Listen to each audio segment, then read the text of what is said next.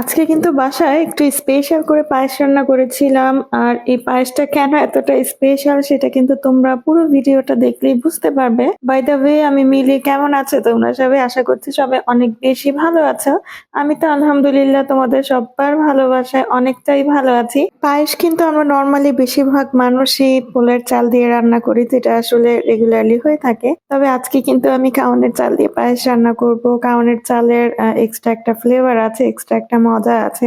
আমার কাছে এই চালের পায়েসটা অসাধারণ লাগে। চালটাকে কিন্তু খুব ভালোভাবে ধুয়ে নিয়েছি, আর ধুয়ে আধা ঘন্টার জন্য রেস্টে রেখে দিচ্ছি যাতে করে চালটা প্রপারলি ভিজে যায়। আর ভেজা চালটা কিন্তু খুব দ্রুত সিদ্ধ হয়ে যায়। তো তোমরাও কিন্তু ট্রাই করবে একটু আগে থেকে চালটাকে ভিজিয়ে রাখতে।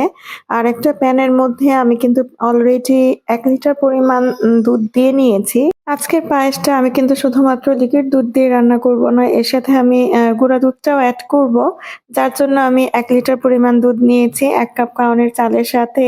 আর তোমরা যদি চাও যে আসলে শুধুমাত্র লিকুইড দুধ দিয়ে তোমরা পায়েসটা রান্না করবে, তাহলে কিন্তু অবশ্যই 2 লিটার পরিমাণ দুধ তোমরা ব্যবহার করবে। আর পায়েস রান্নায় না আসলে যতটা বেশি দুধ ইউজ করা হয় খেতে তত বেশি ডিলিশিয়াস লাগে। তো যাই হোক, আর দুধ আর চালের সাথে সামান্য লবণও দিয়ে নিলাম। আসলে যে কোনো ডেজার্টের সাথে না লবণ ব্যবহার না করলে টোটাল ডেজার্টটা খেতে কেমন যেন একদম পানসে পানসে লাগে। আর এই তো দুধ আর সামান্য লবণ দিয়ে আমি কিন্তু চালটাকে প্রপারলি সিদ্ধ করে নিয়েছি। আর এখন আস্তে আস্তে আমি কিন্তু কিশমিশ, কাজু বাদাম আর সাথে আমি নারকেল ইউজ করেছি। তোমরা যদি চাও তোমরা কিন্তু নারকেলটাকে স্কিপ করতে পারো। অ্যাকচুয়ালি আমরা বাসার সবাই নারকেলটা একটু বেশি পছন্দ করি, যার জন্য আসলে আমি আজকে ইউজ করেছি।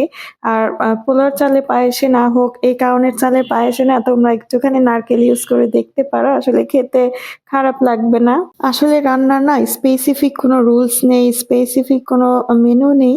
আমার মনের মাধুরী মিশিয়ে আজকে আসলে আমি এই পায়েসটা রান্না করেছি। আমার মতো ঝগড়াটে বউ যারা আছো না, তোমরা জামাইয়ের সাথে ইচ্ছা মতো ঝগড়া করবে আর দিন শেষে ট্রাই করবে এমন ভাবে একটা পায়েস রান্না করে রাখার জন্য, দেখবে যে যা কিছুই হোক না কেন তাল গাছটা কিন্তু তোমার। টেস্ট ওয়াইজ চিনি তো দিয়েছি, আর এর সাথে সব শেষে দিচ্ছি গুঁড়ো দুধ। প্রায় 1.5 কাপের মতো গুঁড়ো দুধ আমি ব্যবহার করেছি।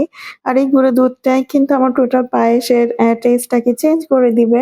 যাই হোক, আমার পায়েস রান্না কিন্তু কমপ্লিট হয়ে গেছে। এখন কিন্তু সুন্দর একটা বাটিতে আমি পায়েসটা সার্ভ করছি। কথায় আছে না, আগে হচ্ছে দর্শনধারী, তারপর হচ্ছে গুণ বিচারী।